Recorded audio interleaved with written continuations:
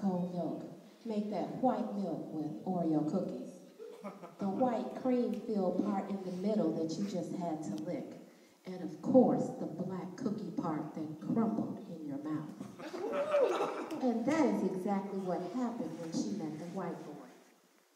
She was the black part, the part that crumbled in his mouth. Or was he the white that melted on her tongue?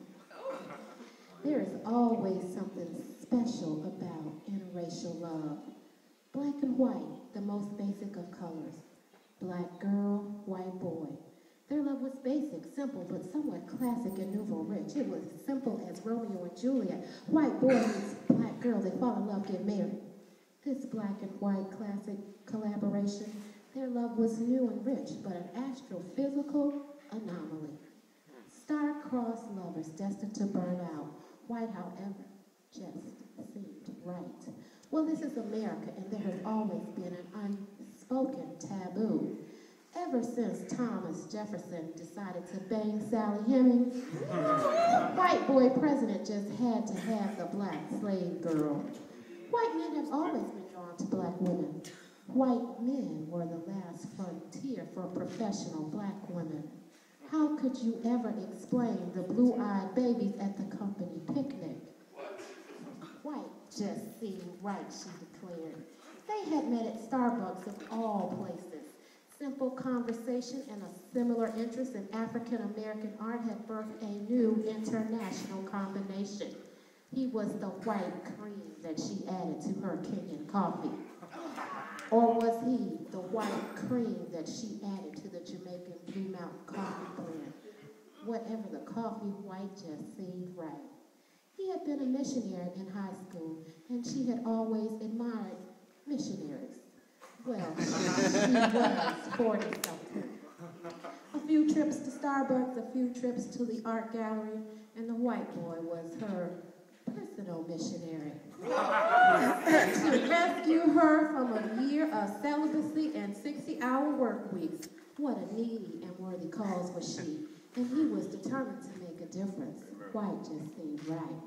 She was a partner in a prestigious law firm, a 7-figure partner in a law firm. White boy was a painter. White boy was a real painter. Like in Paint Your House, $7 an hour painter. However, this white boy was just right. And that's why looks can be so deceiving. He was on the borderline, half black, half white. In times past, he would have been called blue-eyed slave, mulatto, or half-breed. Such bad artistic taste. She was elated that she had been brave enough to cross the color line that separates black from white. Well, did that make him black or white? Both, of course. He was a white, blue-eyed Dominican. She was still the black coffee. White was the special cream that she had added to her coffee every day. Their combination was an eclectic international blend topped with heavy white whipping cream and an expensive delicacy. To her, he was her personal Picasso. White is the brightest color on the palette of an artist. White has the richest colors and the best brush strokes. Upward swirls, downward strokes. And he applied white just right. White possessed the innate ability to use his technique to the best of his ability and artistic talent. He could paint with oil and the brush in his mouth as well.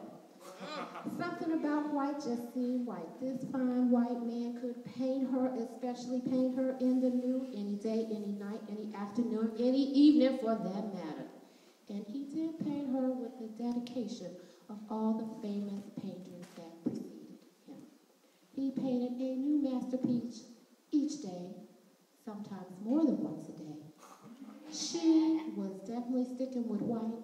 She was his muse, his friend.